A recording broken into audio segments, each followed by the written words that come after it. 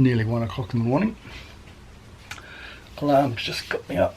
I'm gonna lift up and sail us to, and that's the alarm for the second alarm. I see it on Rachel's phone. We're off to Musgrave, Lady Musgrave Island. I'm gonna go sail solo, and I'm gonna get Rachel up to help me go solo. Rachel, come on up. Hey. Yep. Do I have to? Well, just to help me get just to get going. I'll get the anchor up and On your own? I kind of can, but it'll be quicker to help. Think of how good you'll feel. Solo? Yeah. That's true. I feel real good. Give you a real sense of achievement. Yeah, Isn't that what you told us you were doing? I did, so I was going to do it myself, didn't I? Well, you can eat me. Okay. I'm really proud of you for doing this on your own. Well done. Okay. Thank you.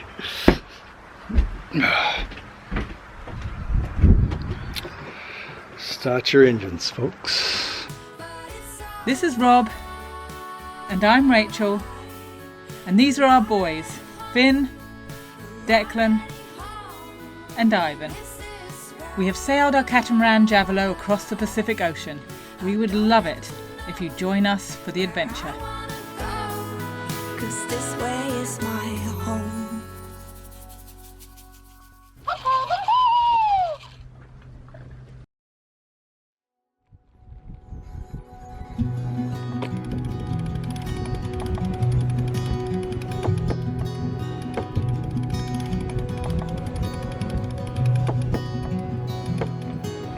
I woke up with you on my mind. Watch the air turn as you breathe. In the wee small hours of the morning, Rob sailed us north to Lady Musgrave Island, the penultimate southernmost island in the Great Barrier Reef chain. The island is a coral atoll sitting within a large protective lagoon. Lady Musgrave is uninhabited, has limited internet reception, but is teeming with seabirds and sea life. There was even a very welcoming humpback whale who greeted us on our arrival. A whale is spotted right on just out there. On our starboard bow. Starboard bow. Here he is! Oh, You beauty! fabulous. Oh, on demand. Oh my goodness. I have never seen that so close. This is so cool. I reckon he's going to do another one, you know. It's just the start of it. Oh, whoa, Oh! I missed it. I started filming. I got some of it. Oh man! I just looked back and there he was. I know, I used to, there he is, I turned and I saw the whole thing. And there he is, there he is. Here he comes! Here he comes! He's right beside the boat. He's coming up to us! Oh, Oh wow! Holy crap, Yeah mate, yeah mate, yeah mate. Here he is. Oh, he's going under the boat. He's going under the boat. Oh, stay clear. There he is. He's going behind us. You want a meal, mate? Oh, You want a meal, mate? where he is? Can you see him, Rach? Our whale surfaced one more time behind the boat and then was gone. It was a brilliant way to start the day. Ooh. Oh, thank you. Oh man, how cool was that? Oh.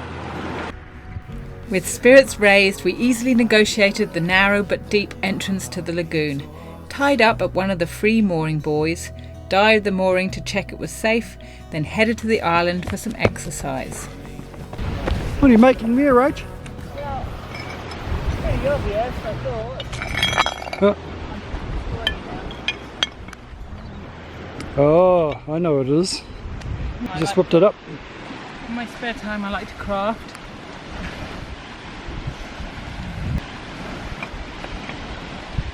Can you see what it is yet? Nah. That's what it is. A manta ray?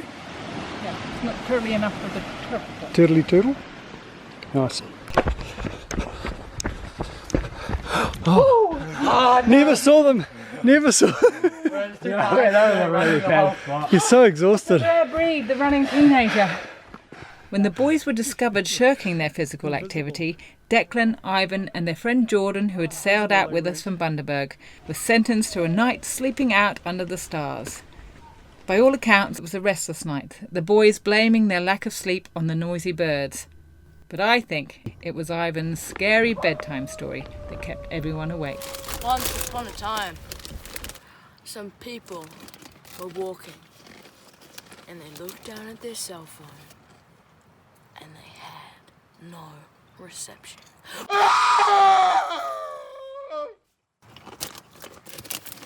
Well, that's all I got. So I've made breakfast for the boys and I'm going through the track to where they were camping, and I'm very excited for the boys how they would have experienced it. It'll be all the buzz this morning, and I just remember camping myself, how you have a bad night's sleep generally, waking up all kind of a bit bleary-eyed, but then getting on with the day. And there's something sort of that connecting with nature that's so wonderful, and camping's a great way to do it. For kids and sitting around a campfire, they weren't allowed to have a fire here last night, but that brings out another sort of that tribal thing about hunter-gatherer, and it just actually reminds me of Rachel's reading the book Sapiens at the moment, and there's speculation about when we went from hunter-gatherer into the agrarian society and farming, and we transitioned all these technologies, but are we any happier? And there's an argument that the purpose in life and feeling fulfilled, and that the hunter-gatherer was it. We spend 40-hour weeks now, and the normal life. My point is, the boys are connecting a little bit with that at the moment. Now all we need to do is actually go and hunt for the breakfast, but actually no, Dad's bringing them breakfast. It's not quite the same. Not quite the same. Where are those boys? Chillin'! Ah, there's noise in there. Hello there.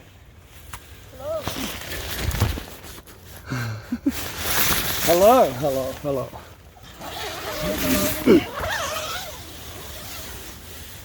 You're not hunting. What? He's on a screen? Nah, I didn't bring any screens. That is horrific. You're on a screen too? I was just talking about how these guys are going bush like hunter-gatherers, and they're like connecting with nature. And here they are on screens. Unbelievable. Good morning, folks.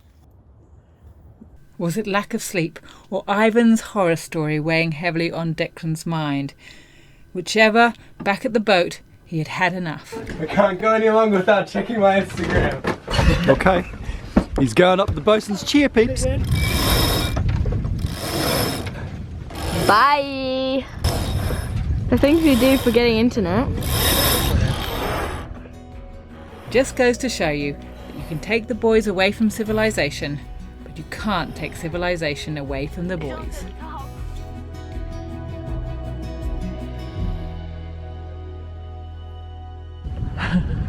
What are you up to? We found a wine bottle under the water. I've just been playing around with it and doing this vortex thing, which just like spirals the water right down and empties out the bottle really fast. Show me.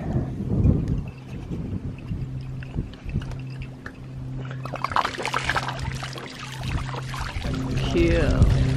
Science in motion. Oh, and for how we haven't filmed anything yet. July morning. Now we're filming something. You're welcome, Mum.